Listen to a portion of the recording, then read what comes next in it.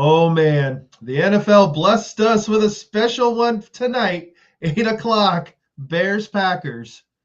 May not have ended as you thought it would, but kind of was good at the end. We'll see what we're all about. Yes, indeed. A lot of hype to this quest for the NFC North. We'll break down what exactly happened on Sunday Scaries with Buccs McGee.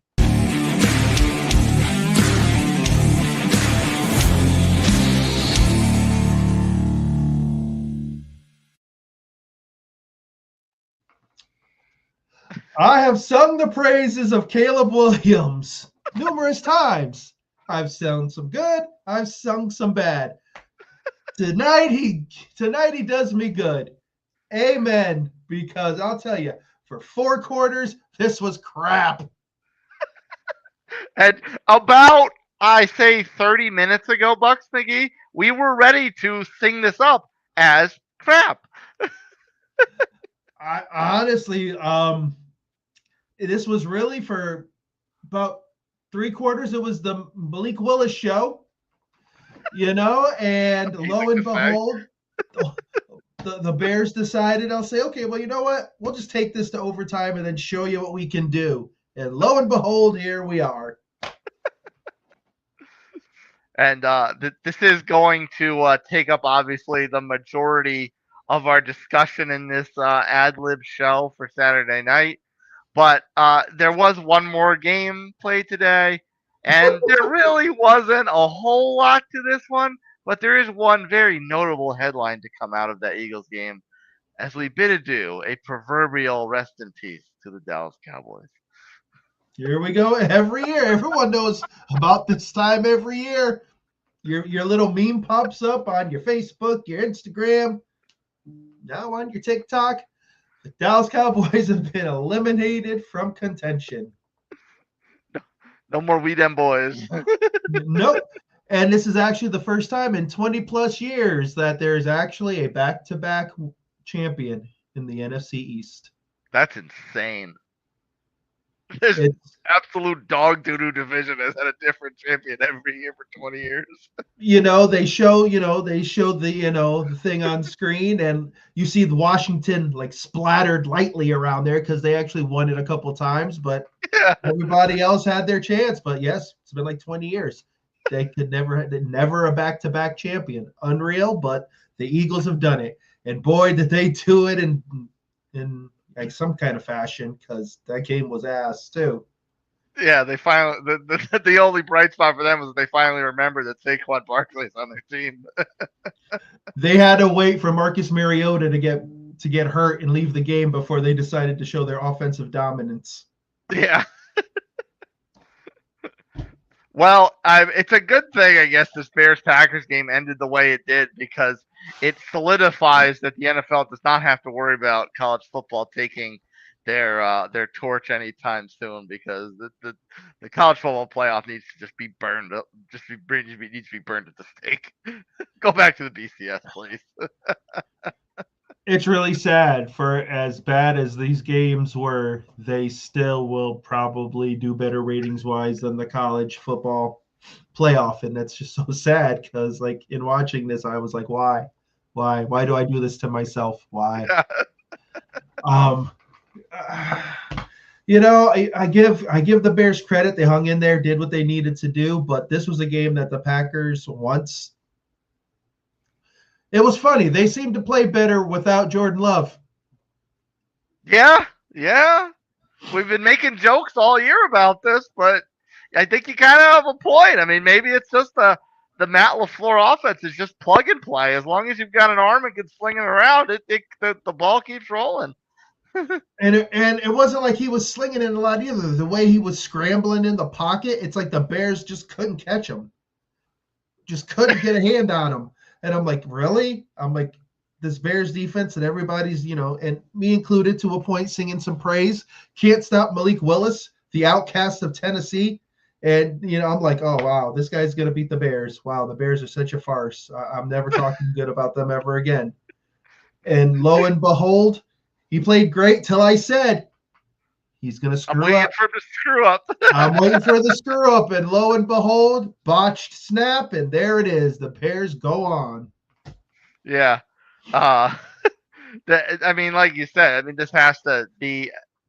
It's like rubbing salt in the wound with the Packers because not only does Jordan Love get hurt, but they still look like a reasonable offense with backup in there. So it's almost like salt in the wound with the loss, and then an extra insult with Jordan Love's ego. The defense played well. Their defense played solid, but yet again, they just can't get it done. And it just seems like this is becoming a theme every year with this team. There's always talent. There's this, there's that, but for some reason they can't figure it out. So this is a tough one for them right now. Well, and with that defense, I mean, we were talking about how this would be the downfall now that Micah Parsons is shelved for the year and being this late in the year, probably at risk for next season as well. But it didn't look like the defense was struggling too much until we got to the last couple of drives of the fourth quarter.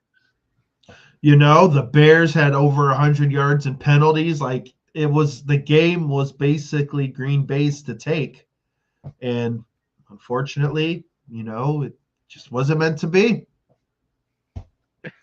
It's unbelievable, man, unbelievable.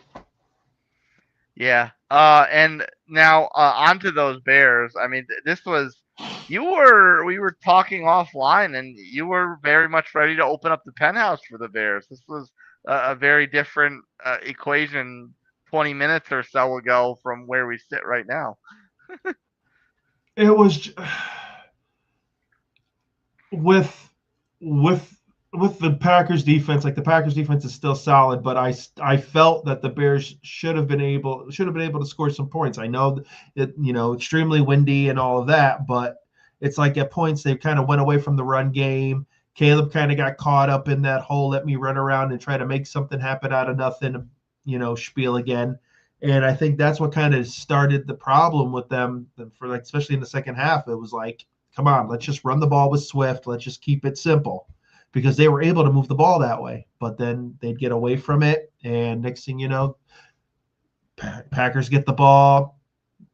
Not like there were a ton of points scored in this game, but for the most part, once the Packers had the lead, they were content and were able to keep the ball and control everything. But that's why you play four quarters. Yeah, they rather we're not used to seeing the onside kick actually work out, but sure enough, it did. And a fumble by the once hero of this game, Romeo Dobbs, getting into the end zone, and he's the one that now looks like he's got egg on his face. The definition of goat, as we used to understand goat to mean. You know, yeah. So you can look at it from when the Bears went for the 3 points just before the 2 minutes, and it was like, all right, some teams probably still would have tried to get their seven, but it's like, okay, take your three and then take your chance with the onside kick. And you see, they kick it, and I'm like, there's no way. This isn't. It's over right now. But Romeo Dobbs was like, no, I want to play some more. Let's botch this fiasco. And lo and behold, the Bears pull one out, and it's like this is the Bears' year because last year they were, the victim of the Hail Mary, Washington, and at that point their season totally just derailed. After that, maybe this is the opposite, and all of a sudden we're talking about the Bears, come championship Sunday. I'm not saying it's going to happen, but weirder things have happened. No, I think right now we're banned from calling any team's appearance in the championship games. I don't know what you're talking about. The Ravens will be there. AFC North champs. Well, we didn't call that. We're just echoing the thoughts of the media at large. Well, they know. They know they have the script. They know it. They know it, man. To your point about like doing the smart thing and kicking three and hoping for the touchdown later, it kind of spits in the face of the analytics talk that rules the NFL now because that's usually not that's usually out. That's kind of like a yesteryear method of just taking the smart points early and worrying about the rest after. Well, I think part of it is, nowadays everyone thinks, they've got the cool new offense and, they're going to come up with the play that's going to be, they're going to be able to score and be able to do all these, fun things in the offense. And it doesn't work that way. Sometimes you just got to keep it simple. Let's take the points and just hedge our bets. They still had 2 timeouts, so they had an outside chance of getting the ball back. So they took their chance, and it was a smart move. Who's to say, out of 100 times, that's probably the only time it works. Like, let's be real, Yeah. because recovering onside kicks nowadays is pretty much near impossible. So Yeah. Especially when they're expected. yeah, exactly. So there was definitely some luck in that. You got to give the Bears credit. Ben Johnson said, "All right, let's do it," and at that point they were given the opportunity and they cashed in. I got to give them credit, but to basically let Green Bay control this game for as long as they did, there's some things that they're definitely gonna have to clean up. I think they still should have ran the ball a bit more. There were some dropped passes. I think they kind of got out of rhythm of their own doing, especially with the penalties. But when you snag a win, and this is a huge win right now for them. Yeah, So and I know go you ahead. want to talk up. I know you want to talk up young Mr. Williams here. Caleb looked pretty average for most of this game, but when the game mattered most, he stepped up in a big way with massive throws at the end in those final drives, and then of course into overtime. When he can sit in the pocket and just relax and play, the kid's got an arm. The kid's unbelievable. The throw in overtime was when he threw it. Perfect. I was like, oh, this is either going to end right or this is going to end horribly wrong. And he put it where only DJ Moore could get it. Touchdown, game over. But when he gets those drives where he's running around and kind of short arming the ball, that's where he gets into trouble. And I think it's still a learning process for him to kind of. There's a time and place to do that, and I think he's slowly learning that. But he delivered when he had to. I give him credit, but he's still got to continue to learn. Let me sit in the pocket when I can. If I need to run, I just need to run and not try to, make these, one off the one back foot throws. And a lot of times that's just a turnover waiting to happen. A lot, and we talked about being like unfinished business from the game up in Lambeau, where he threw it into the back of the end zone and it just barely went off his receiver's fingers. So that was a play where putting the right touch on the ball didn't result in the end finality that they wanted. In this one, putting the right touch on the ball obviously did, and from a lot further back down the field. Yeah, it was a perfect throw. He got the time in the pocket and he took his shot. When he threw it, I was kind of like, okay, do they really want to go this early? Why don't they try to run a little bit? But he saw something, and at the end of the day, he's the guy getting paid the big bucks.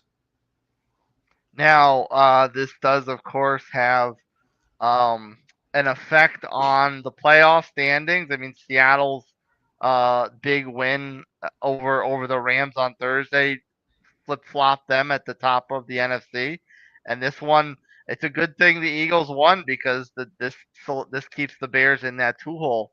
Yeah, I'm sure when the season started, we weren't thinking too much that it was going to be Seahawks Bears on top of the NFC. No, not at all. We were thinking, Eagles and I guess Niners. It was one of those things where we didn't know where, teams 2 through 4 were going to be or anything like that. Though, everybody had, a lot of people had Atlanta Super Bowl champs, but Detroit. yeah, Detroit. This was going to be the year Detroit was going to finally break through. This was the time, and now you're sitting here saying Sam Darnold and Caleb Williams. Running the NFC. They run the NFC right now. So it's going to be interesting to see how this pans out. Both of these teams, are their offenses. One's pass happy, a little more balanced. In Seattle, I think Chicago really leans on their run game, and their pass game definitely, is a product of the run game, off the run game. So it'll be fun to see how this goes.